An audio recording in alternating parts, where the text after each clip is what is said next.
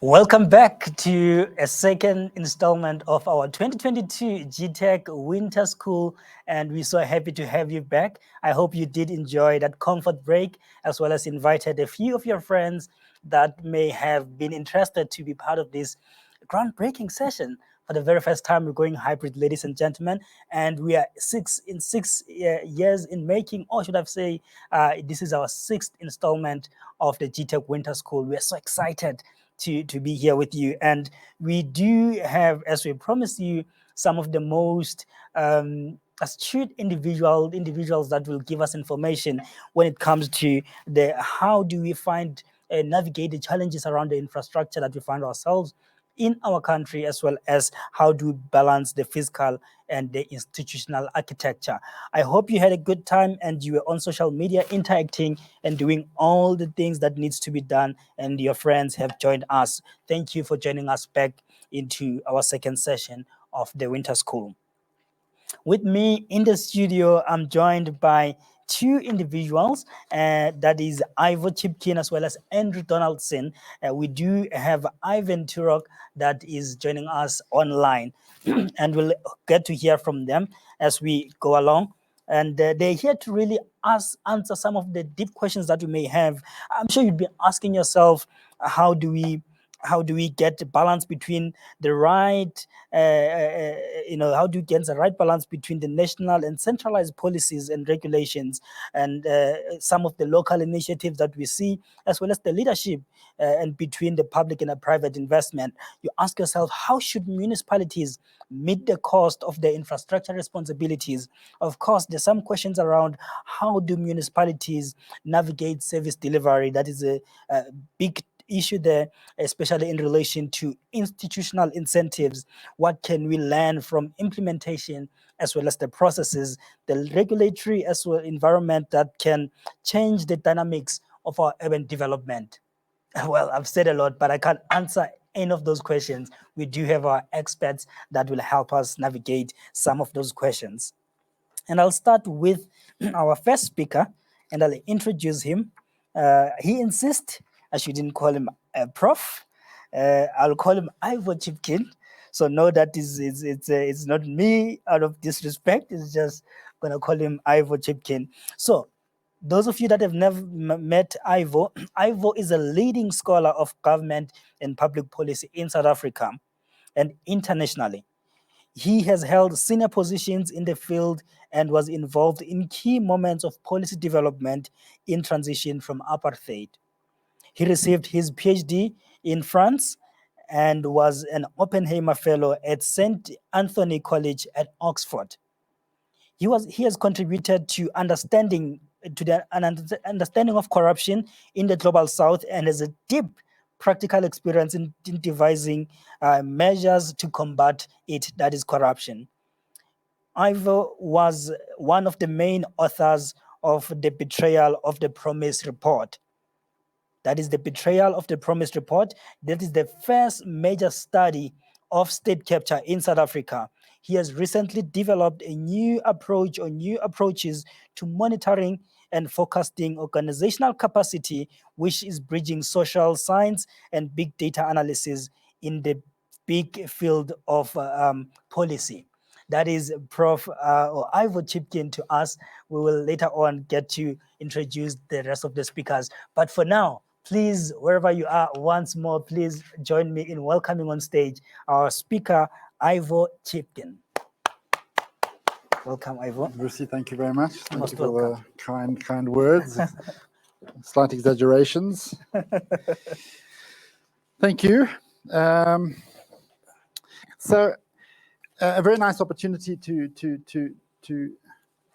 discuss some key issues. But I want to talk about, in South Africa, there's a tendency when we think of institutional failure, and we have to admit that over the last 20 years, more recently over the last 15 years in particular, there have been some very major failures of policy and implementation in the space of development. The work of Michael Sachs, for example, the former head of the Budget Office, in relatively new work of his, demonstrates or argues quite cogently that of the huge investments that were made in infrastructure since 2010, largely these efforts have failed. In many cases, they produce stranded assets in economists' terms.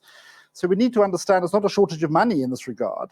There's something fundamentally going wrong in the way in which we spend that money and which we implement projects. It's extraordinary that we could spend 8% of South Africa's GDP over the last 10 years per annum on infrastructure development and not have produced assets which are of grand social and economic value. The tendency in South Africa, though, is to understand these as policy problems and fundamentally as institutional problems, of which I think they are. I'm a political scientist. I've been arguing for a long time that we need to think much more cogently around institutions, how we design them, how we staff them, and how we get them to do what they need to do. But I think it's not enough, and this is really what I want to talk to this winter school about. Something slightly new for me, anyway, is incentives, and this is taking a cue from an emerging scholarship on China, which I want to bring into this discussion, to think around some of the thorny topics in South Africa in a new kind of way. So what I mean by this is thinking around institutions is, take, for example, the Zondo Commission, the State Capture Commission, which has just made a whole lot of recommendations about how we deal with state capture in South Africa. And essentially what it's done is proposed a whole range of new institutions to oversee those institutions which have been failing, including even, I think quite extraordinarily, a proposal to establish a permanent Zondo Commission, a permanent State Capture Commission, to oversee the work of Parliament. I think for those of you with any sort of elementary understanding of how democracies work, a legal or judicial body to oversee the work of Parliament, I think is a fairly radical departure, one which I certainly wouldn't support. So some quite extraordinary proposals coming out of the Zondo Commission, but I think they're sentiments which express the scale of desperation, that something dramatic needs to happen. So I want to think slightly differently of what could happen in this regard and put some ideas by thinking not so much around institutions to oversee different institutions, but introducing a new element, and that is to think around incentives. How do we incentivize civil servants in particular, institutions in general, to operate according to their official mandates? How do we get them to do their jobs as they're supposed to do their jobs, not just in terms of institutional design, but in terms of incentives?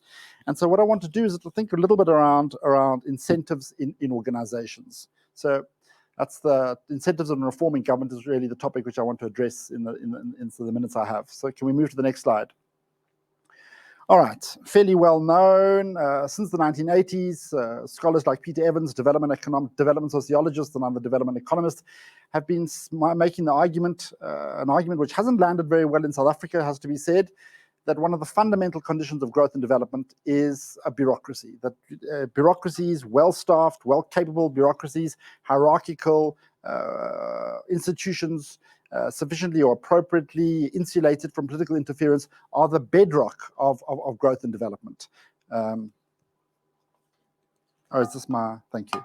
So hierarchical, merit-based, and with appropriate insulation, politicians were deemed a precondition for reducing corruption and realizing state goals. I think that argument has fundamental merit, but there's a new scholarship which is beginning to call some of the elements into question, and this is what I want to talk about. So one of the key ideas has been that an effective meritocratic public service is one of the fundamental routes to dealing with corruption. And I think that argument has taken root in South Africa to some extent. We have an initiative around reforming government, around professionalizing the public service, around depoliticizing the public service as one of the fundamental routes to dealing with corruption and state capture in South Africa. In 2019, I think it was, the National School of Government, under the auspices of the Department of Public Service and Administration, published a framework document on professionalizing the public service.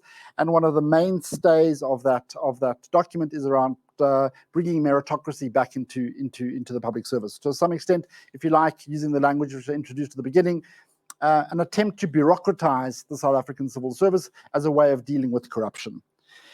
The problem is, though, there's a new scholarship which is asking us to rethink some of the elements of that argument. So it's a scholarship coming out of Southeast Asia in particular. Yong Ang is a superstar in her field. She's from Singapore, and she writes on China. And she's published a book called China's Gilded Cage. It came out in 2020. It has already made had a huge impact in around the world. And what is her argument? Essentially, what she argues is that certain kinds of corruption in China have not been obstacles to development, but have been very much the conditions of certain kinds of growth and development. Quite a shocking, quite a radical, quite a deeply provocative argument, especially in the current situation. She does something what she calls, she unbundles corruption. In other words, she tries to identify that there are different kinds of corruption, and she argues that particular kinds of corruption, what she calls access money, essentially when large-scale industrialists or leading businessmen are able to bribe politicians to favor their project or allow their projects to proceed. She says that kind of corruption actually is highly conducive to growth and development. So if we're thinking around infrastructure development in South Africa, we're thinking about the experience of state capture, this is overwhelmingly what we had. We had large-scale industrialists or large-scale businessmen, capitalists, bribing, paying all sorts of inducement to politicians to allow certain kinds of projects to go forward. So that's Yung Ang. Yang Yao, forgive my pronunciation, goes even further. His argument is that in the Chinese case, rampant corruption was not allowed to prevent tremendous economic growth. And he even goes too far as to say there might be something to the argument that certain forms of corruption grease the wheel of development in the particular sectors and contracts in which it occurs. In other words, the fact that the Chinese civil service is what he calls the most corrupt civil service in the world, rather than being an obstacle to development and growth in the Chinese circumstances, has actually been something which may have facilitated. And even, astonishingly, he goes forward to say that Yao Ping's current endeavors to clamp down on corruption since over the last 5-10 years in China may be responsible to some extent for the slowing down of growth in that country. In other words, what's coming out of Southeast Asia is an argument which fundamentally interrupts the idea that the major development problem in South Africa and other emerging economies is corruption per se. I think that's a very useful thing to think about. It's so radical, it's so provocative, it's so, in the Southeastern case, it's so well grounded in research and scholarship that it's something which we have to take seriously. So the question is to ask this. In South Africa, corruption, however, has been debilitating. We know this from the State Capture Report. We know this from the Zondo Commission. We know this from the general experience. The crisis of government in South Africa is so general in South Africa that its causes are unlikely to be local or idiosyncratic. There are very few public institutions that are not in distress, either racked by internal conflict, corruption, or without adequate technical staff or resources to do much more than reproduce themselves. So the question we have to ask then, why has corruption in China not blocked development, but in South Africa it has? So why has China been able to grow and develop at extraordinary speeds? I mean, it's an unprecedented historic example of development. And yet, similar kinds of corruption that occur in China and South Africa have been debilitating for development. Yang Ang, for example, in her book on the Gilded Cage, which I mentioned earlier, has got a whole section on South Africa. She includes South Africa in a comparative analysis. And what is so interesting about her analysis is her argument essentially is that South Africa's form of corruption, like state capture, is very similar to the kinds of corruption which exist in China. And yet the outcomes have been so different. So why has corruption in China not blocked development, but in South Africa it has? So I think there are a couple of reasons. And I go back to the argument around the character and the importance of bureaucracy for development. The first thing that one feature of China, which is absolutely absent in the South African case, I've incorrectly called this slide meritocratic recruitment. It should really talk about government neutrality. One of the key aspects, according to the scholarship around the Chinese example, is that essentially the Chinese central government is disinterested in the operations of government. It sets policy at a high level, but the actual mechanics of implementation, it leaves to the civil service itself. It leaves to state institutions to get on with the jobs. So it sets policy at a high level, it leaves the civil service, it grants it, it respects its autonomy to get on with the job. That is absolutely not what happens in South Africa. So what comes out very clearly from the State Capture Commission, but also from the work that I've been involved in and other scholars have been involved in, is the degree to which the ruling party, the African National Congress, or other parties have mixed themselves up in the mechanics and the detail of government itself. Rather than simply set policy and hand it over to a capable public service, they are deeply involved in making operational choices, very different to the Chinese circumstances. And what it means, therefore, is that the operational capacity is heavily dependent on the skills and capacity of politicians themselves. And in many cases, almost overwhelmingly around the world, politicians are not well placed, not well skilled to lead in operational decisions. So in many cases, the great breakthrough of bureaucracy is to remove politicians from the operational space of government. So that's the first element to consider as to why the differences in South Africa and China might be so great, and why the infrastructure development outcomes might be so great. The second one, according to the scholarship on China, is decentralization. And in South Africa, what's so interesting is how similar South Africa is to the Chinese case. So in China, since the Cultural Revolution, there's been a mixture of high levels of decentralization with centralization. So decentralization apparently provides strong incentives to local officials. In China, both revenue and expenditure are decentralized. Wholly responsible for the budgets of their towns, township governors have to work hard and promote local economic growth to increase revenue. So in China, the story goes is that the equivalent of city managers are under enormous pressure to deliver development and growth in their area. They are essentially measured according to their ability to develop growth and development in their area. So the enormous pressure from other tiers of government and from a general public to deliver that. And as a result, they are under enormous pressure to enter relationships, collaborations, and innovate in the ground in order to produce that kind of innovation. It's a situation which structurally is not that far away from what exists in South Africa. South Africa inherited a British system of local government, highly decentralized local governments, which have the ability not just to operate in a whole range of key areas, but actually have fiscal autonomy as well, raise their own revenue for development, which of course for larger metros or medium range metros allows them high levels of autonomy to decide on policy in their areas. Much more difficult in poor areas, especially in the former Bantustan areas, where the economic base is in a shocking state, which means that those municipalities are decrepit from a point of view of their fiscal sustainability. But structurally in South Africa, we do have a system of highly devolved, decentralized system of local government. The difference is, one of the key differences, in China, civil servants, especially at the municipal level, receive very, very low salaries. And this is where Chinese corruption apparently comes in. Very, very low salaries, especially compared to South Africa. So an absolute fraction of what South African salaries are South African civil servants are earning. Where the incentives, and this is where the corruption apparently works in China, is that civil servants are incentivized to deliver on the developmental mandate. And there they receive benefits, inducements from leading companies or from the institutions in order to deliver on their mandates. In other words, corruption in China apparently is aligned to the development imperative. Corruption is the benefits to civil servants of performing in terms of their developmental mandates is improves their chances of receiving some kind of corrupt inducement. So there you have incredibly a system of incentives which aligns corruptions to the developmental imperatives of their municipalities. And this is, I think, is something that is fundamentally missing in South Africa around how we think around incentives and inducement for public servants. In South Africa, our public servants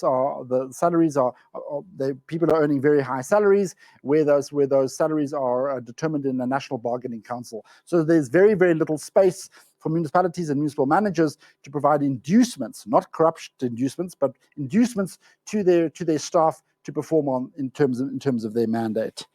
The third element, which is in the Chinese case, which is maybe in South Africa, which we're beginning to move towards, maybe, but potentially, and that is meritocratic promotion. So there's a system of recruitment which is meritocratic, a universal entrance exam into the Chinese civil service, but very, very strong systems of promotion on the basis of merit.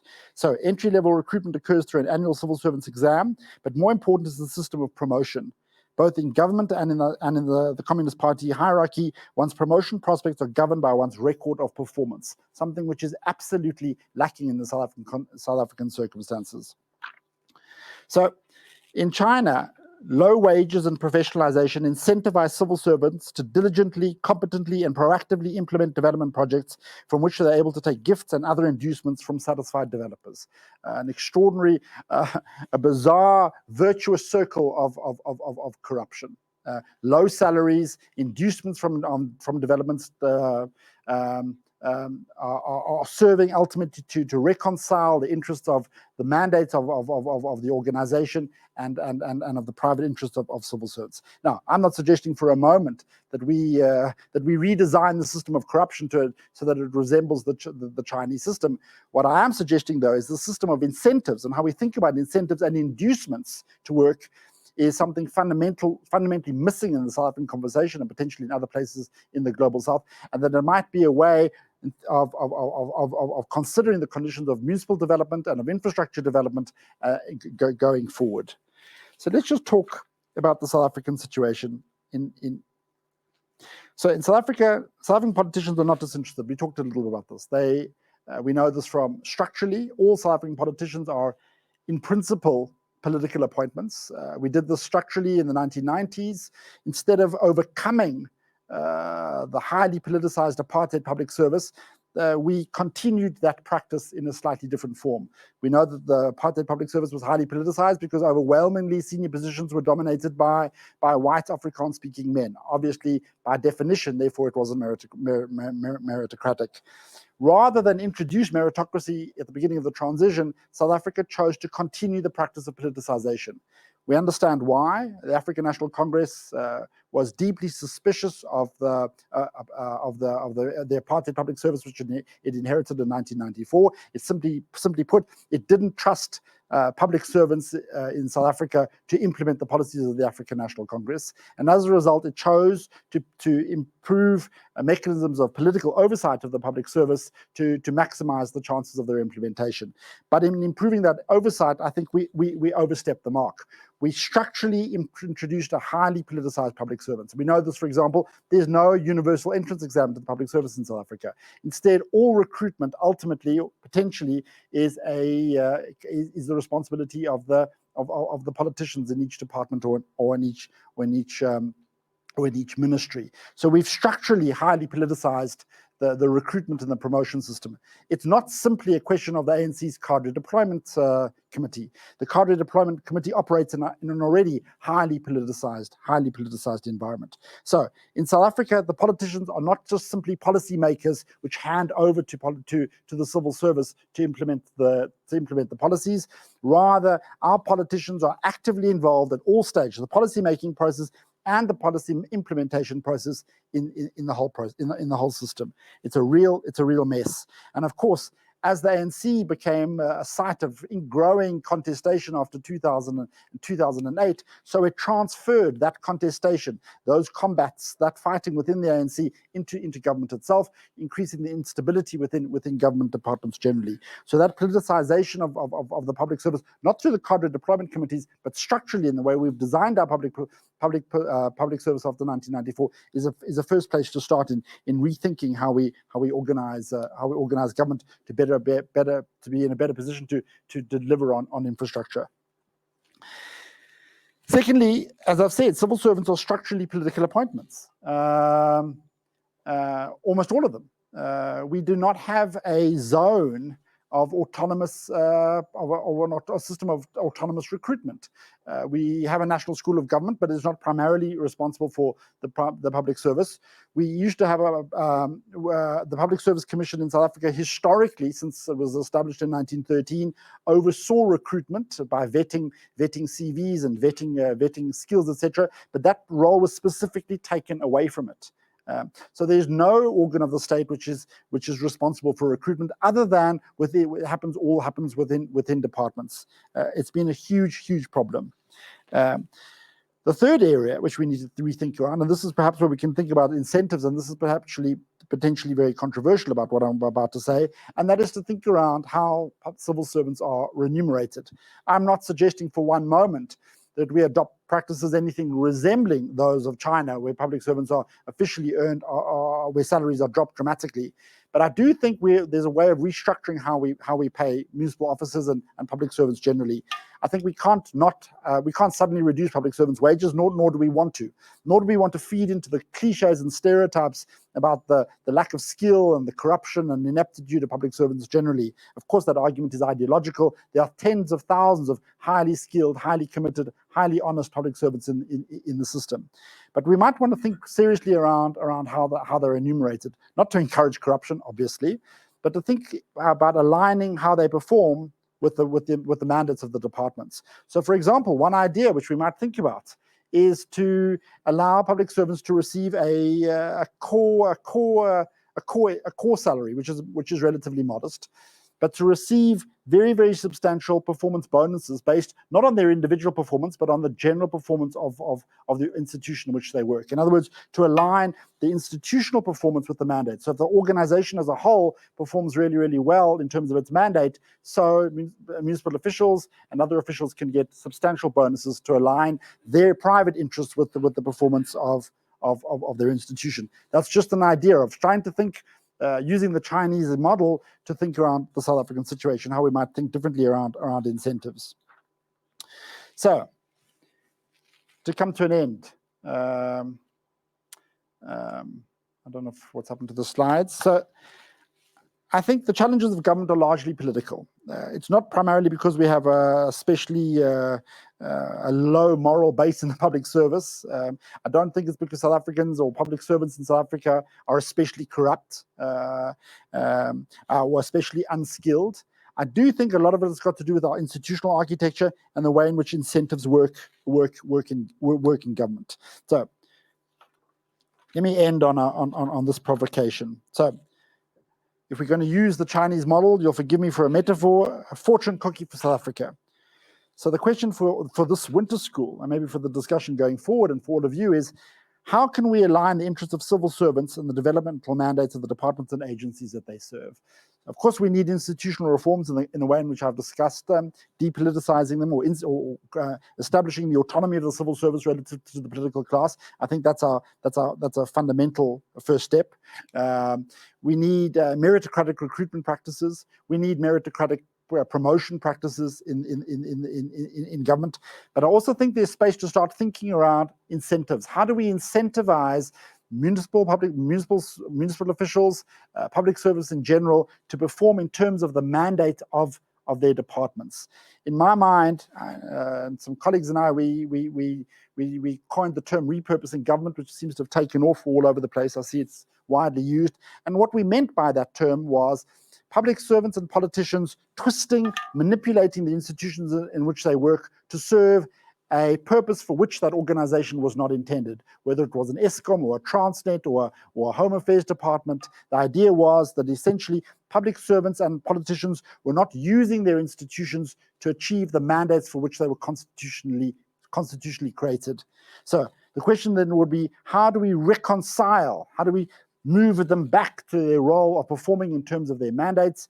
As I've said, institutional design, but I think there's got to be around question of realignment of incentives to align the personal incentives of civil servants with the objectives of their departments. And the question is how we do that. I think this is the discussion which I would like to be party to. Thank you very much, Vusi. Thank you so much. Thank you so much, Ivor. And that was quite thought-provoking. Thank you. Wow, there you have it. I see questions are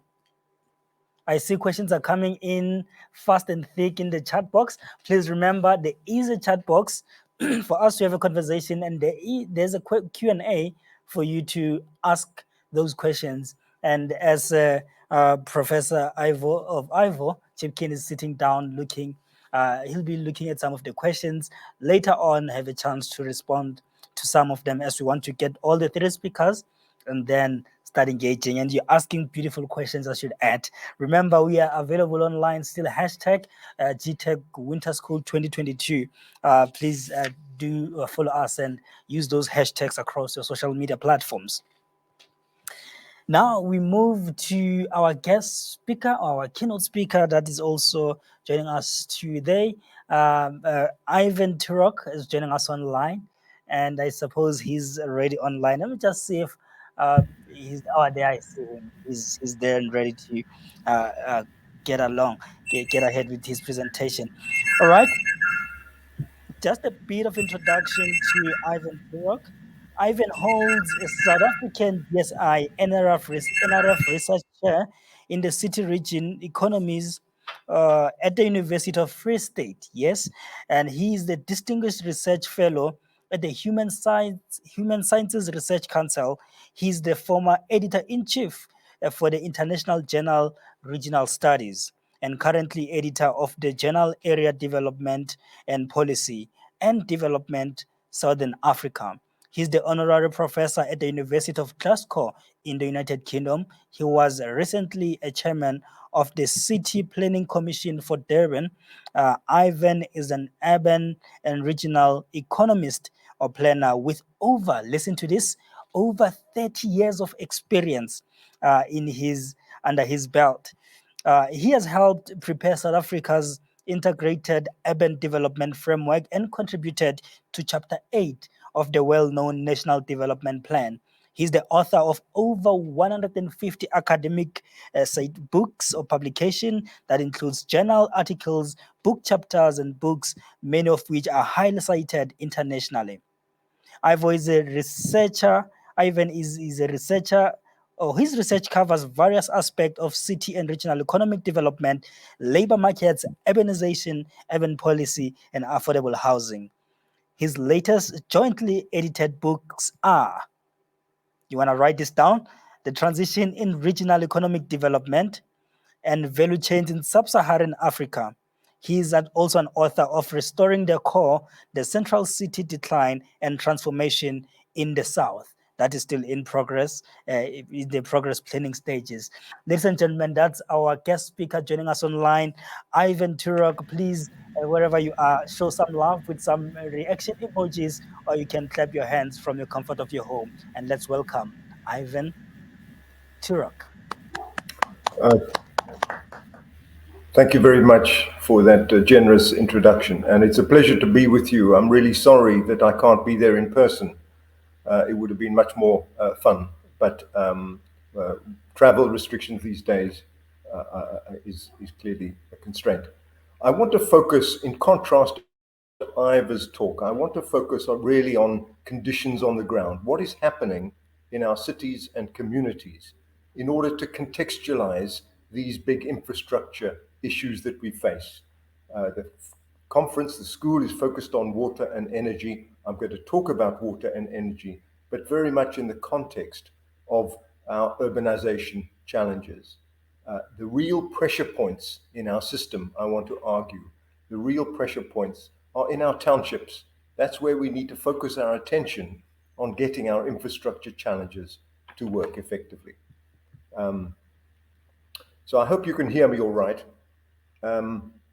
Let me start. And so the core is around informal urban development, where our infrastructure system, our regulations, our policies are not working well. And yet I want to argue that there are tremendous opportunities here to get the system to work more effectively. So if we move on to the next slide.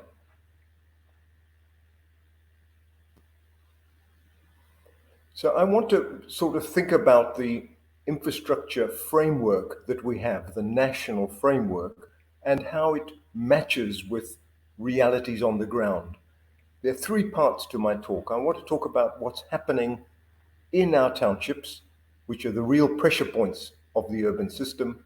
I then want to say what is supposed to happen in terms of the way infrastructure is funded and the institutions, the way the institutions are supposed to work.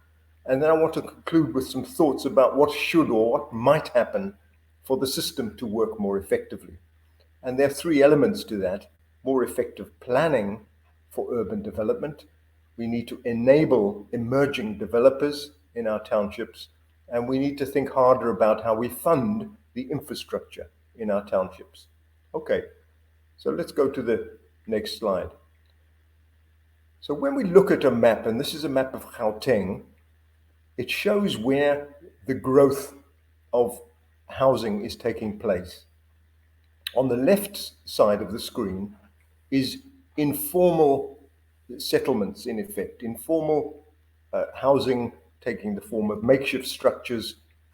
The red the pink dots are where the existing informal settlements exist. The darker red dots are where the growth in informal housing has taken place over the period 2001 to 2016. This is based on satellite data from the GCRO. And if you know the geography of Gauteng, and I'm sure many of you do, immediately what's apparent is that the largest amount of growth of the city is taking place around the townships. In the north, Soshanguve; in east of Pretoria, Mamelodi; north of Johannesburg, Tembisa; south, Soweto, Orange Farm, Thokoza. These are the areas of the most rapid population growth in Gauteng. On the right is another important phenomenon I want to talk quite a lot about, is backyard housing. Once again, the pattern, these are people building, I'll give some examples in a second, building structures in the backyards of their homes in order to accommodate other people. Once again, the pattern is very clear that the growth over the last 2 decades has been taking place in and around the large townships of our big cities. So if we look at the next slide, the numbers are very clear. The first row is the growth in formal housing. This includes RDP housing, but also private housing. Significant growth of 38% over the period 2001 to 2016. But then the next 2 categories show that informal housing has grown even more rapidly. If you look at the right-hand column, particularly backyard housing. The growth rate of backyard housing is very, very substantial over this period, over the last 2 decades. This is a very, very important phenomenon that we need to understand more effectively. We go to the next slide. This is an illustration of what's happened in many of our townships. Diepsloot West Extension 1 is an RDP settlement that was built in the year 2000. And you can see how it was laid out very neatly to accommodate 1 housing unit on each plot, to give everybody space in a very linear way with clear streets and a grid infrastructure. Only 9 years later, this aerial photograph shows how Diepsloot West was massively occupied by other structures in and around the original units, the RDP houses. You can imagine the infrastructure was built to accommodate a certain number of people, maybe 500 people. Now, living in this area, there are going to be 2,000 or 3,000 people. Let's look at the next slide, another example of this phenomenon. This is from a township in Cape Town called Joe Slovo Park. In 1998, it was actually the first RDP settlement in Cape Town. Within 20 years, 2006, 2012, 2017, you can see how this place was densified by largely shacks in and around the original RDP structures. It became a massive area for or popular place for people to move to. And the next slide again, please. This is my third and last example. Delft South is another township in Cape Town, laid out very clearly and very according to very orderly planning principles in the late 1990s. And then 20 years later, it's not quite so visible because this is a smaller scale image, but massive densification and intensification of this township. So there's something going on here that our planners and our infrastructure providers, our engineers, have not anticipated. And that is, of course, massive urbanization. So if we move on to the next slide. What is interesting about this phenomenon, apart from the sheer scale of it, is how it has evolved from the provision of backyard shacks, and these are just some simple illustrations of shacks in the backyards of various forms of housing, to, if we go to the next slide, to small-scale rental units. These are blocks, often typically 2-story, bricks and mortar, made of proper concrete breeze blocks or other solid structures with often internal ablutions. And these are much more substantial and decent and dignified living, often much more dignified living conditions. This is what's happening in many townships around the country, that people are building proper structures in their backyards, and in some cases they're demolishing the original RDP house and building a larger block of rental units or flats in that place. You can see the quality is quite variable in these images, and in the next slide you'll see that actually there are some very high quality structures being built. So there's an evolution from makeshift, rudimentary, pretty poor quality living conditions to much more decent and solid residential units. And this is a really important development that we need to engage with much more seriously, because there are some very positive features of it, but that there are also some very significant problems associated with this. Incidentally, all these structures on this slide are unauthorized. In other words, they're not legal, and the building inspector from the municipality could come along in theory and insist that they're all demolished. So we have to have a better approach than this compliance approach to this type of development. Let's look at the next slide. So there are two essential challenges associated with what's happening, this densification and intensification of townships. The first is the overload of infrastructure.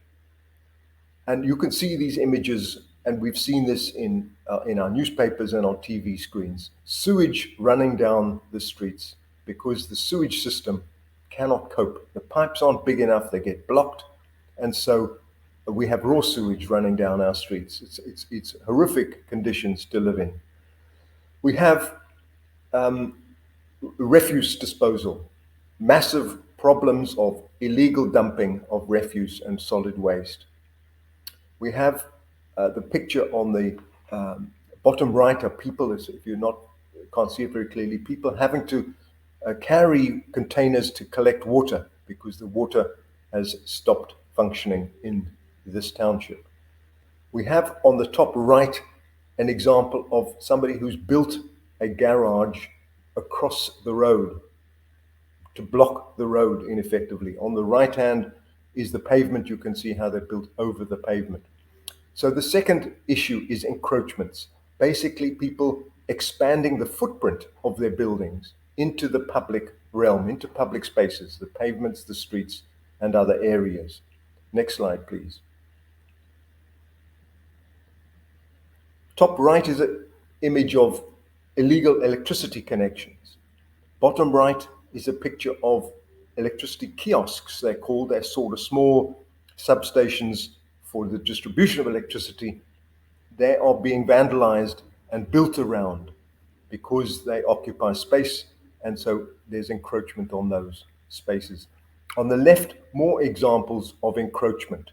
On the far left is an example of a street actually blocked off completely by somebody taking over that space. So on the one hand, we've got a positive dimension. If we move to the next slide, we've got a positive dynamic taking place here of more affordable housing and of more quality affordable housing compared with shacks. We've got another positive feature of people living closer to jobs by the densification, particularly of well-located townships like Alexandra, we know very well. In Cape Town's case, Joe Slovo Park is a good example, and other townships that are close to the employment and economic opportunities. A third positive feature of this is the density. There is a positive aspect of density in that it enables more efficient service delivery compared with, you can imagine, RDP townships right on the edge of the city, far from schools, transport facilities, healthcare, and so on. So density enables more efficient and economical service provision, refuse collection, and so on. A fourth feature is this is a good example of enterprise. The people building these small rental units are emerging small-scale developers who live in the townships and who are responding to clear housing demand. People willing to pay a bit more to live in dignified conditions. This is creating skills, it's creating jobs, it's creating incomes in the townships, which is all extremely important in a context of high unemployment and poverty. So there's a really positive dynamic associated with small-scale rental housing. But the downside is that the infrastructure is being overloaded because it wasn't planned to accommodate these expanding communities. The sanitation systems are collapsing, and that's probably the number one problem. Water supply is inadequate to supply the number of people living there. The electricity network is often breaking down because of overload. The solid waste system is also failing because there aren't enough bins and the municipalities are not collecting refuse often enough and not providing enough bins. And the second feature is that these buildings are all unauthorized or illegal. They are making connections into not just the electricity, but into the sewage system and the water network, which are unauthorized and therefore overloading the system. There's encroachments on the servitudes, the infrastructure servitudes I mentioned, and there are all sorts of health and safety hazards from unregulated development. So we have to find a way of, and the next slide please, of kind of getting these positives and minimizing the negatives. So what should have happened in these places? Well, in private housing projects, developers are supposed to pay for a major share of new infrastructure. They pay that through what's called a development charge or a contribution. Municipalities also pay part of the cost, and the logic is that they will recover some of that cost through property rates and service charges. As suburbs develop, the rates will increase and municipalities will recover the cost and therefore they won't go bankrupt. In theory, there's a virtuous circle here of rising property values, rising rates income. So it's a self-sustaining system, right? And it's a very sensible system. In every country almost around the world, property rates are a big part of the way in which infrastructure, urban infrastructure, is funded. But there's a big question about how that share of funding, who pays what share. That's a big controversial area. Private developers push back, encourage government to pay for it, and vice versa. The second example of what should happen in public housing projects, such as RDP townships, the government has paid for the top structures, for the houses via the Human Settlements Development Grant. It is also paid for the land and infrastructure through initially the Municipal Infrastructure Grant and then through the Urban Settlements Development Grant, USDG. Essentially, a government has paid the whole cost of this infrastructure on the grounds that housing is a social priority, huge backlogs, housing is a human right in the Constitution, and municipalities will struggle to recover the cost through property rates and service charges in the way they would in the suburbs, in the middle-class suburbs. The problem is that government has provided, I would argue, too little and too late to upgrade and service the townships in the way it was intended. And I think that is linked partly to a certain ambivalence in government towards urbanization. If you hear ministers often speaking about the negative effects of urbanization and how we need to promote rural development to try to limit the growth of our cities. And I think this influences a certain resistance towards upfront infrastructure, which is what I'm going to argue is really important in urban development. If we go to the next slide. So what is happening in these townships where the small-scale rental housing is really taking off. And I want to suggest that there's a kind of impasse, we're stuck in a trap here in that we don't have a good solution at the moment. It is a mixture of public and private investment is taking place. So the original houses were built and funded by government through the RDP program. The subsequent backyard and small-scale rental development is privately funded by homeowners themselves or by small-scale developers in the townships. Municipalities have proved reluctant to upgrade and expand the infrastructure because there's little or no cost recovery through the property rates and service charges. And they find it difficult to cross-subsidize from the suburbs, the rates from the suburbs, and reallocate that to the townships. So municipalities have not been very forthcoming here. There are no government grants for retrofitting and upgrading the infrastructure in the townships either. The government's been slow to recognize backyarding and small-scale affordable rental housing, partly because it's a private phenomenon and government is nervous about subsidizing a private development of this kind. And emerging developers themselves don't need to pay because, firstly, it's unauthorized, and so there's no obligation to pay, as there is with private development. When they get permission, one of the conditions of permission is that they pay towards these development charges. They have no incentive to pay because they regard it as a public good. The sewage system, the water networks, they don't regard this as something directly beneficial to them.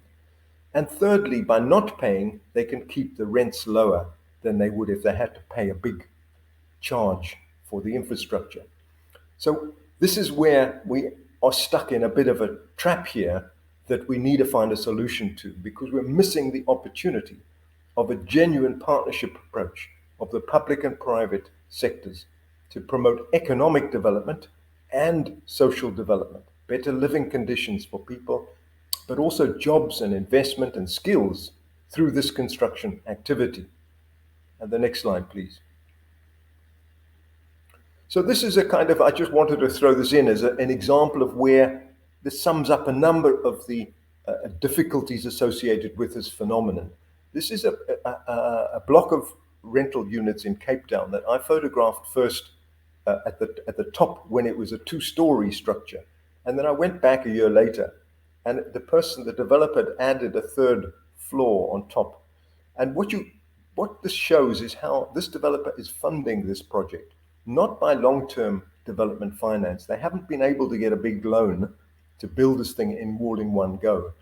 They're building it room by room, higgledy-piggledy, adding on staircases on the outside to access the top floors.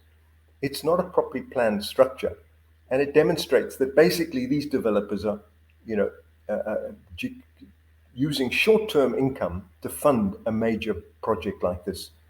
And so we have to improve the system to get away from building like this to building in a proper way. And the next slide, please. So we're at a kind of crossroads, I think, in the context of township resident housing development. The low road scenario is the increasing overcrowding, insecurity, and instability of poor quality building, of infrastructure collapse, of sewage running down the streets, and of serious health and safety hazards. That's if we don't do something about it. But I think there's a real potential to move to what I would call a high road scenario, which is sustainable urban densification and the creation of vibrant neighborhoods with good infrastructure and decent housing. So what should happen to bring that about? And let me just wrap up now. Next slide, please. This slide sort of summarizes the low road. This is if we don't do anything about this phenomenon of increasingly densified townships with poor infrastructure and poor regulatory regimes generally. No rules, people do their own thing, refuse being dumped here and there, people encroaching on road reserves. It's a free-for-all, and it's a recipe for chaos and the creation, putting it bluntly, of slums. We have a potential, though, if we move to the next slide, of moving onto a high road of better quality residential development, dignified, decent housing, functional infrastructure, a well-managed public realm, if we take things more seriously. And I'll move on to the next slide just to say some of the elements of what we need to move on to the positive high road of dignified urban development. The first key message is we need to anticipate and prepare for urban development. We need to urbanization creates value, bringing people together. It creates assets if we do it effectively, if we manage it effectively. It promotes jobs, it promotes development if we prepare for urbanization effectively. It requires adequate investment in infrastructure in advance of human settlements. That's a critical point. In advance, not retrofitting, which is complicated and costly. Municipalities need to borrow to invest in infrastructure. The government needs to come in with grants, and developers also need to make a contribution. This is a mixed economy to fund this infrastructure. It's not going to be resolved just by government funding this infrastructure or by relying on the private sector. We need a combination of funding arrangements. We need to think hard about the maintenance of our infrastructure once it's installed, to manage the public spaces better so that they don't become dangerous places. We need to build community awareness, strengthen community relationships, and trust between our communities and municipalities. And I would say this in response to Ivor Chipkin's questions about how do we improve our governance. I would say we need to strengthen that relationship of accountability and responsibility between communities and municipalities. So people pay for their services, that they follow the rules of the game. It's not a free-for-all. And that, I think, holding municipal officials and politicians to account will help to improve the quality of our public services.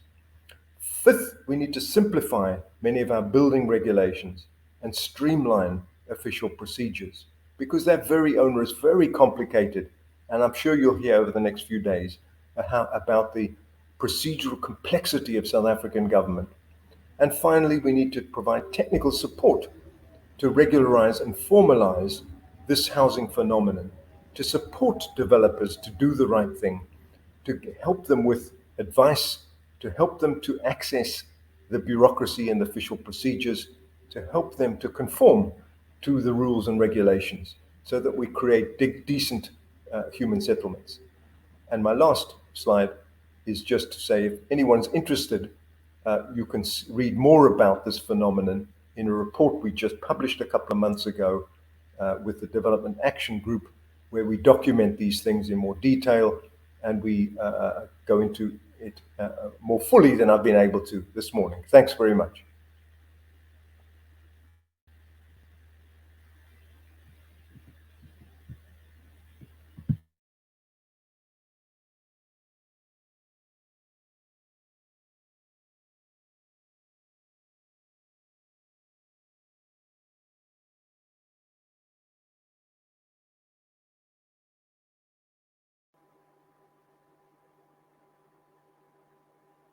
There you have it from our very own Professor Ivan Turok, giving us all the information that we need as far as the township economy and property development are concerned. So I hope you learned a thing or two, and certainly from our studios we did learn. We were taking notes and really nodding to every point that he makes. If you do have questions for Ivan Turok, please note them in the Q&A session. He will later on attempt or respond to them and make sure that they are addressed by the time we adjourn for lunch. Without any further ado, please allow me to welcome our last speaker for the session this late morning, Andrew Donaldson, who's a senior researcher and an associate at Saldru School of Economics from the University of Cape Town. Just a little bit about Andrew. I've worked with him for some time, and I can tell you now that in 1993, he joined the then Department of Finance, and in 2001, he was appointed the Deputy Director General, otherwise known as DDG, with the responsibility for the budget office and the public finance in the National Treasury. His work covered spending policy, social development, and reform of the budget process and budget documentation. He has contributed to the work of the CATS Commission, if you remember it, on the tax policy, served on the Committee of Inquiry into the National Health Insurance System, and was a member of the team that drafted the 1996 macroeconomic strategy and served on the interdepartmental task team on social security and retirement reforms. Ladies and gentlemen, please welcome Andrew Donaldson. Andrew. Thank you, Vusi. And it's great to be back at the winter school, and especially to be talking to young economists, young students who may be thinking about a career in the public service. And I hope we're going to be thinking about the challenges that we're talking about in this session, because they are so central to our development prospects and the road ahead. If we'd started the session with lots of time, we would have shown you graphs of how infrastructure maintenance, infrastructure spending in our municipalities has been sluggish over the last decade and has not kept up with maintenance and investment requirements. In a sense, the theme of this year's winter school is precisely about one of the really big economic and investment failures of our development, since the 2009 recession, infrastructure investment has been very flat. Growth has been slow as well. In a sense, the financing of infrastructure by government has been difficult because of that. But there's also just been a loss of momentum in housing investment, in renewal of townships, in growth of our cities. So this session is really about one of the central economic challenges we face.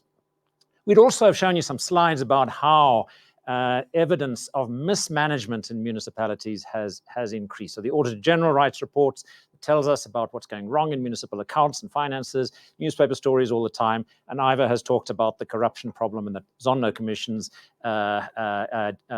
devastating findings in many areas, and some of the really difficult challenges that raises. And I think he's completely right to say that tells us that we have to be thinking about the incentives that shape how bureaucracies function. And I'm going to come back to talk a bit about that as well.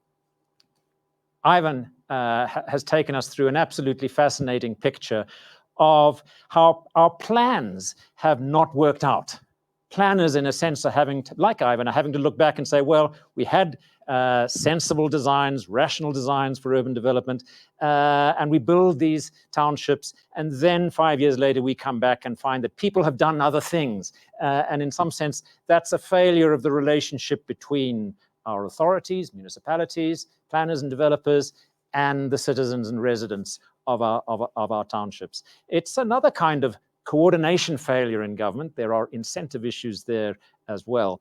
And so economists have to think about both these things. Economics is, in a sense, about coordination issues and incentive issues. And I want to put the spotlight now on what I call the fiscal architecture of our local government system. And I want to ask some questions. Does economics tell us something about what might be wrong with what might need to be changed, what might need to be reformed in our fiscal architecture? Let me start the presentation. Somebody can put it on and we'll see it. So if you think about the fiscal architecture of our local government system, then we have to say it's quite complicated. We have three categories of municipalities. All three are what we call wall-to-wall municipalities. And I put that up as the first point in the slide because it's important to recognize just how radical a change that was when the Constitution introduced the new structure of local government. And suddenly, municipalities which were responsible for towns had their responsibilities extended, not just to the countryside around them, but often, because these local municipalities are very large, often 10, 15, 20 villages and other settlements, all part of the same municipality. And suddenly it's not just about the relationship between the town and its residents, it's about responsibilities that extend right across the local municipality, right across the district municipality as well. And so we have several local municipalities with overlapping responsibilities and functions and jurisdictions shared with district municipalities. And then we have metros, but our metros also are not just urban landscapes. So if you go to Buffalo City around East London has responsibility for areas that historically were part of the Ciskei. They're historically rural areas where people have built. They're not part of the planned urban environment that Ivan was talking about. And suddenly the municipality has got to find ways of dealing with and providing services to areas that are not funded in the same way and don't have the same relationship between residents and citizens in the municipality that historically was in place.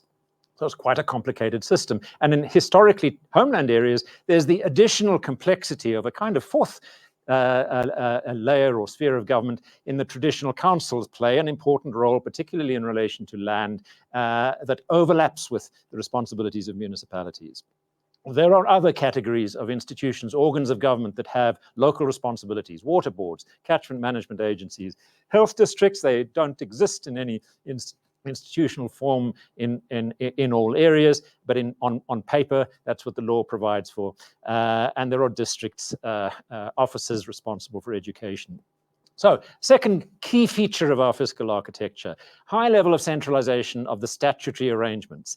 And I think it's important to see that this in important ways undermines the role of councils, the political role of the elected leaders in local areas. They're not really doing presenting plans and implementing programs on behalf of the citizens who voted in.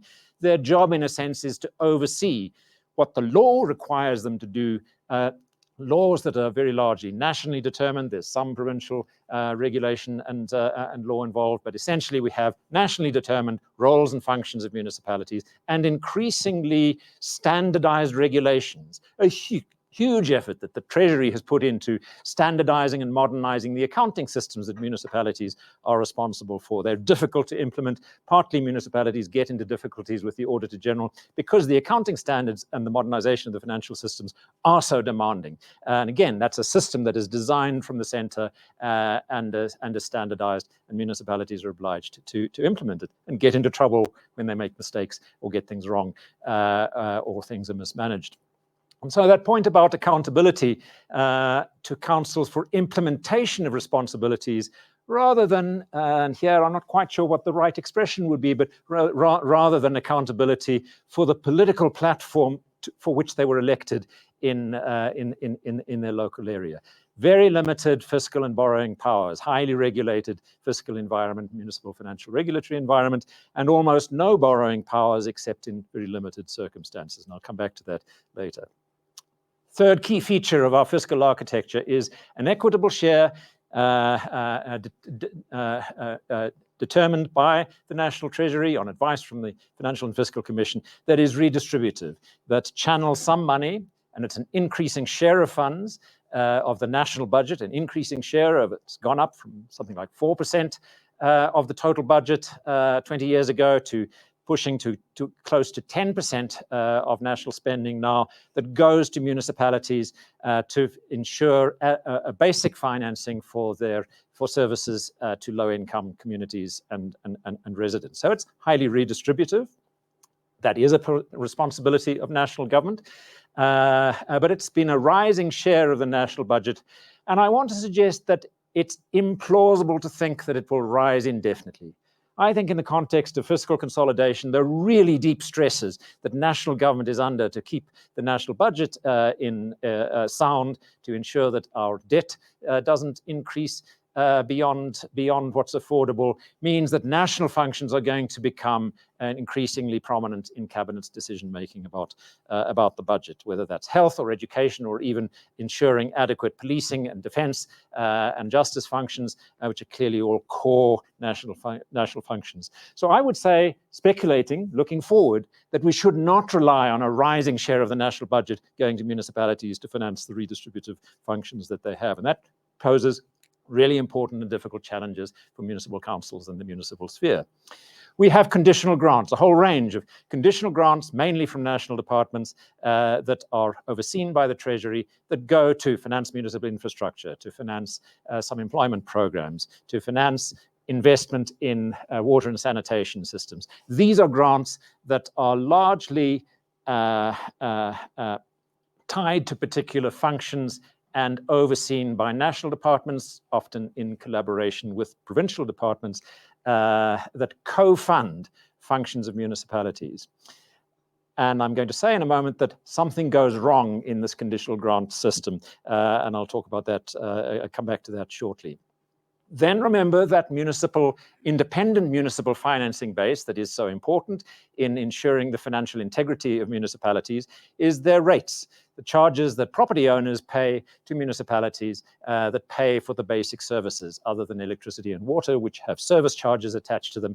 Municipal rates are the main source of funding of municipalities. But the rate space has been stuck. And the rate space is stuck for reasons that are tied to land issues, tied to the fact that RDP housing has been built on the understanding that for a period of time, and it's been a very extended period of time so far, no rates would be attached to these township developments. Rates are not part of the revenue base in historically rural or homeland areas.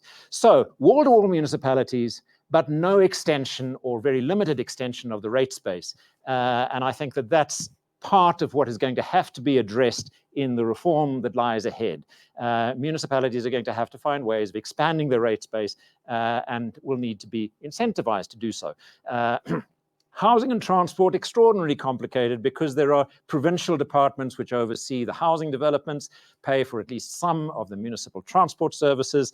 I think an integrated and incentive-compatible housing and transport policy has to take municipalities on board as the implementers, and certainly in the cities with full responsibility for housing and transport functions. We have excessive complexity, and I think there are institutional and reasons why that leads to dysfunctionality in the outcomes. Some of the incentive problems that Ivor was talking about, some of the coordination problems that Ivan was talking about arise from this complex overlapping set of responsibilities for housing and transport activities. And then a final really important point. No clear economic development funding or responsibilities of municipalities. Our constitution doesn't really envisage municipalities having economic development functions. But actually, particularly cities, are hugely important as drivers of economic development. We've introduced in recent times the so-called district management model, which is an attempt to bring together national and provincial and local government municipalities officials together in coordinating planning, and to some extent is attempting to bring business leaders and other civic constituencies in consultation, in coordination with officials in planning and implementing development programs. But that's a very weak, it seems to me, institutional form of coordination. It doesn't solve the incentive and coordination problems which we're talking about. So that's the background to the architecture.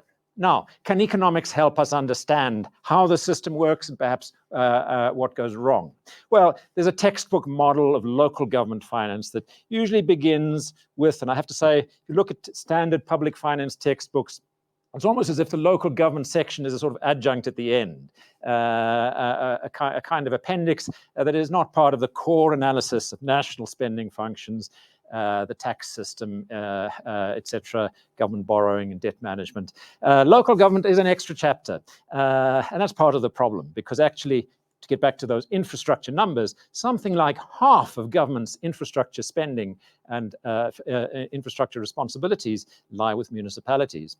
Local government is responsible for many of the core direct relationships between citizens and government. So we think of local government as an element of fiscal federalism. The bit of theory that goes with that is that we think we can distinguish between local public goods that should be the local government municipality's responsibility, the fire engine service, maintaining the sanitation system, from national functions, defense, the justice system, and so on. There's some overlaps here, and so you have some co-funding of activities. That makes sense. The textbooks talk about how that needs to be done. It's recognized in the textbooks that redistribution has to be nationally coordinated. It doesn't work to give redistributive responsibilities to municipalities because it's not incentive compatible. A municipality that does redistribution, looking after services in poor areas better than other municipalities, is going to experience influx of people. We have that kind of issue from time to time in our own history as well. So redistribution does, at least to a considerable extent, need to be nationally coordinated. Grants are a textbook mechanism for supplementing funding for local goods that maybe have spillover effects. So everywhere in the world, there are some kinds of grants that go to municipalities, perhaps to support housing, to ensure that there's adequate investment in public health activities, and to some extent to finance education. But the local goods, the local public goods theory doesn't really work very well in explaining how our municipal architecture is structured. And education and health are the biggest case of that. Now, there are countries in the world, the US classically, Chile and its health system, in which education and health are largely municipal or local government responsibilities. Not in our system, but education and health are quintessentially local public goods. There's not much that the school in Khayelitsha does for education nationally or in a national sense. It's a local service, and when you think about incentives and you think about coordination of the relationship between citizens and their government, then you surely want to think about some kind of accountability for education and health services at the local level. But that's missing in our architecture. I don't know what the answer to that is, except to make one point, that it has to be central to city development plans, to urban development strategies, that there should be structured relationships locally or regionally between colleges of vocational education and training, local businesses and chambers of commerce, and municipalities. A municipality that isn't thinking about its college, thinking about the vocational education opportunities that it creates, isn't thinking about the needs of its businesses, isn't thinking about the coordination problem that is local, which is about skills development and the benefits, the competitive advantage that brings in development.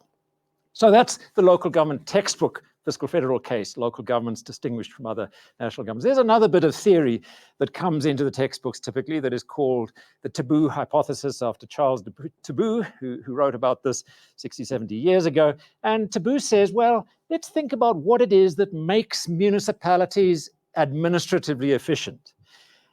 Think about them as parts of government, and it's not so clear why they should be administratively efficient. Think about what we see in our South African context, and you can see lots of reasons for skepticism about the incentives that municipalities are subject to. Taboo says, in a well-structured fiscal system, cities and towns compete with each other. They compete because residents vote with their feet. They can choose where to live. So you can see this is a somewhat hypothetical notion that perhaps is more sensible in thinking about Europe or thinking about America, where people are perhaps more mobile, and where you do have a bit of a sense of cities in competition with each other, and the ways in which residents vote with their feet, but residents also exercise their voice, exercise their dissatisfaction with local councillors and representatives, plays a role in this theory as well. The theory says people have different needs. They'll go to the towns that meet those needs. They'll go to the places that suit their preferences. And administrative efficiency is rewarded in systems in which this kind of competition works. Now, I think as an economic theory, that's a very partial understanding of how local government works. But you can also see where I'm pointing to here, which is that our fiscal architecture leaves very little space for this idea of competition between towns and cities to play out. Essentially, our councillors and our council officials are expected to implement national laws and regulations to do things that are set for them elsewhere. The cost structures are not very effectively under their control, and there's not much sense in which we have competition between districts, between municipalities. Their jurisdiction is often too wide for that. Now, I wanted to say a few things by way of diversion here. One is an historical point. I'll make it very quickly. And the point is that when you think about 1,000 or 2,000 years of economic and governance history, cities are right at the center of it. The great cities of the world have histories that in almost all cases are much longer than the countries within which they're located. Beijing was a center of excellence, center of governance, long before China took its modern form. Rome was a center 2,000 years ago. Modern Italy was only formed in the 19th century. Florence and Venice governed empires as cities, and city governors were central to creating those the expanded influence of the great medieval states. And in the US, of course, New York as a center of economic dynamism long predates the establishment of the United States of America. Our fiscal architecture derives from quite a different history in which colonial authority essentially sets the rules, and I think especially in our modern version of that implemented in the 1996 Constitution, the tendency is centralized. The recognition of local initiative, local ownership of government, and local accountability is weak.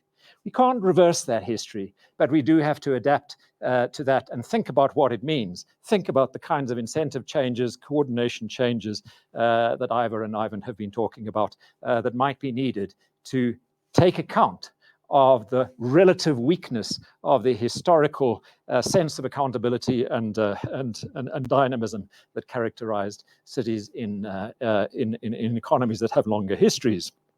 And then a last little point that relates, I think, in part to Ivor's discussion.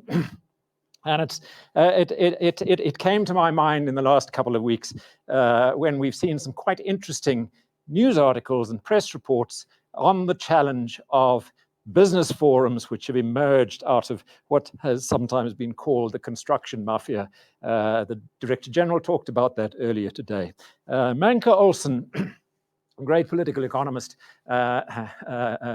writes, really thinking about the evolution of democracies, the evolution of organized societies out of the anarchy of medieval and long historical times, talks about roving and stationary bandits. And Manke Olsen's idea there is that a roving bandit, somebody who extorts money through the exercise of violence in one form or another from others or from businesses, a roving bandit doesn't have an interest in establishing order and moving towards legitimate structures of government. A stationary bandit who has a fixed set of relationships with clients or the businesses he or she was associated with has an interest in becoming legitimate. And I think that's what we're seeing in the construction groups that are taking advantage of the 30% rule in our procurement legislation and are sort of imposing themselves on businesses and in mining areas as well, and have come to call themselves business forums. I think we have a case here of forms of extortion that are looking for ways of becoming legitimate. And we're going to have to think through how that is managed in a way that is not disruptive and that recognizes that there has to be a line drawn between what is legitimate and what is not. So to move on to my last slide, there we go. What does this mean? How do we think? Well, I don't have all the answers. And so I'm putting up these sort of economic ideas as provocation for your discussion over the next couple of days. But we should at least start by thinking about what we want. We want efficient and sound administration, but we also clearly need growth, investment, and jobs. So it's not going to be enough to focus on stricter interpretation of the rules. The Director General talked about that tension between the rules and regulations that are about fighting corruption and improving management and the rules and regulations that are overreaching and that interfere with decision making. Well, I think there are lots of ways in which investment and relationships between municipalities and businesses, think about conflicts of interest, are made difficult by the regulatory environment we've put in place. We are going to have to find ways of simplifying the rules that make it easier to make growth decisions, to make investment decisions, to create work opportunities. And I think we've got to get back to that point I made about functions and responsibilities, that municipalities don't think of themselves as having economic development responsibilities. Because it does seem to me that if we want incentives, we want to get incentives right for growth and investment and job creation, we're at least going to have to take that from the Chinese experience, which is that municipal officials are rewarded for our take seriously in their portfolios of responsibility that challenge of investment creation. Those incentives that Ivor were talking about, that are written about in the Gilded Age, are very largely about attracting business into investment and creating job opportunities. That's what officials are primarily incentivized to achieve, and we have to think about how we do that. But also, we have to think about the incentives that govern how we improve living standards. It's not a viable strategy to invest in housing and residential development in ways that lead to sewage flowing down the street, in ways that lead to the roads being undermined by or overmined by people building on top of them. So we have to find ways of bridging that gap between what the planners intend and what residents want to do with the infrastructure around them. And then I'm being switched off here, but I want to go back to just finish off with the last point on the slide here. I made the point about land use planning and rates revenue. Land use planning and land rights are key levers of urban growth. Can't just be a national government implementing land reform. It has to also be strategies that allow municipalities to expand the urban base and also address the fragmentation and spatial inefficiencies of the urban landscape. Municipalities will be overwhelmed if employment creation is not prioritized, because municipalities will simply be scared of people and scared of building housing if there isn't progress in greater dynamism in our job creation challenge. And I think municipalities have a role in that and can contribute to creating environments that are conducive to job creation. And then there are a range of points I've made about how reform of the fiscal architecture might assist. I'm not going to go through those because I've run out of time, except to emphasize the point about matching grants. Our conditional grant system makes transfers to municipalities to co-fund activities. It doesn't do the incentive-compatible thing in many of these grants, which is match locally raised revenue. I think we would make more progress in municipal infrastructure investment maintenance if municipalities were sharing in the financing and if the matching grant instrument was introduced into our fiscal architecture as a way of incentivizing local financing, co-funding of the investment that is the joint responsibility of national government and the urban environment. And then lastly, that point about economic development. Without stronger coordination between property developers, business forums, chambers of commerce, the entrepreneurs who are doing the housing development and small business development in townships that Ivan was talking about, without greater cooperation between them and the officials at the level of strategy, at the level of coordinating projects, at the level of co-financing urban development and job creation, we won't see the dynamic urban development and especially city development that we need. Thank you. Thank you. Thank you so much. Thank you, Andrew. That was quite informative. I see comments coming in, people learning. Thank you to both of you, gentlemen. And thank you to Ivan that joined us online. And here's what I'm gonna do, right? There's a number of questions that came through, and sadly we don't have enough time to go through them. So what I need you to do is to upvote. Here's a challenge to you. So if there's a question there in the chat that you think it resonates to what perhaps you wanted to know more, or perhaps something that you would love to get a response from, you can quickly upvote them, and the question that goes up, I will try to attempt to answer it. But yeah, that's pretty much an overview or information on fiscal and institutional architecture on the infrastructure in South Africa.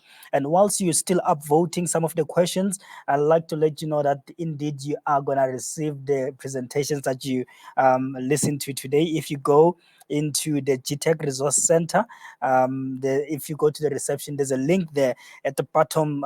There's a white banner, you can click there. Otherwise, feel free to go to a GTech website. You can get all the information under public economics on all the presentation. Let's see some of the questions that they're really dying to hear in the last 2 minutes that we have. Oh, the slide's going to be available. All right. And the issue of housing insecurity, I think this goes to Ivan about the housing insecurity is a multidimensional phenomenon, unemployment being one of the dimensions. How then do we ensure we create an economy that can absorb those without jobs in order to realize a human right to proper housing? I think that goes to you, Ivan. I'm not sure if you got the question briefly very briefly, if you could provide a response to that. All right. We're struggling with our online connection, but I'm not sure if you wanna you wanna have a comment, maybe your last parting words to our audience. I'm sure you've seen some of the questions popping on the screen, but very quickly, if you could provide your parting shot. Well, I actually didn't see that. My eyesight is not good enough to see the comments, but I think the presentations have been deeply and profoundly thought-provoking. Yeah. I think there's certainly a lot for me to think about. I'd love to continue a conversation around some of the issues that have just been raised, especially this idea of roving and stationary bandits. I do think that for reasons which I think are completely laudable, but I think those they've exhausted themselves, a kind of liberal framework around how we think around governance and the options within that framework are exhausted. And I do think we start having to ask some quite difficult and controversial questions around crime, around corruption, and not just as policing issues to deal with, but of ways of dealing with how people are coping and managing in the current situation, which is around guiding, managing those phenomena rather than simply treating them as things to criminalize or as policing problems, of course, which they are, but there are other problems as well. So I think this question of incentives and coordination, I think, is a very interesting topic. Certainly it is. I think that it came out a lot in the discussions in the Q&A about how do we bridge that gap in the incentivization and also ensuring that there is that low corruption levels. So thank you so much for that. And to you, Andrew, any parting shots? Well, a last point that I didn't get to, so I need to sneak that in, which is about financing. Yeah. So I think it is important to remember that we have a framework that is very restrictive on municipal borrowing and municipal debt. And although we're worried about financial sustainability of government as a whole, although we're worried about financial management in municipalities, the reality is that municipal debt is very low. In China, cities, municipalities have debt equivalent to 40% of Chinese GDP. It's a massive part of the Chinese fiscal system. We have very little lending to and borrowing by municipalities. And I do think that when those plans are right, when municipalities have got their plans in order for urban renewal, for addressing this seriously big investment that's needed in water systems, sanitation systems, and building, high streets in townships. When the plans are right, there should be a willingness to fund on a long-term basis what the investment industry calls patient capital, 10, 15-year, 20-year funding of municipalities through debt. Debt is going to be part of the fiscal solution of a faster-growing economy. Sure. Private finance isn't necessarily the answer, because private finance is only sensible when it is attached to cost recovery and charges that pay for it. It doesn't remove the obligation to pay for things. Municipalities raising debt from the development bank, etc., has to be part of the solution. Thank you. And I mean, the premiums also that comes with the private finance are quite high for some of our municipalities. Thank you so much to both of you, gentlemen. We certainly did learn a lot. Questions have come through, and we promise that if we get a chance, we'll look at some of the questions and pass them to you. You certainly have done a great contribution to this winter school, so we can't thank you enough. We're seeing you a bit later again, right? Yes. Oh, yes. Talking about seeing Andrew a bit later on, if you want to, definitely you'd want to learn more about how do you make sense of all these institutional framework that they've put in, we're now going to talk about regulations and some of the things that impact service delivery in as far as infrastructure is concerned. So you don't want to miss that. Pule will come after the break, and we're going to have George as well as Andrew and panel coming back to the studio. So you don't want to miss that. Don't go anywhere. And we're going to take a 15 minutes break just to stretch our legs. As we do that, please go and complete a poll to rate this session. And we're so looking forward to getting that feedback from you. And from our side, we'll see you in a bit. Thank you. Thank you.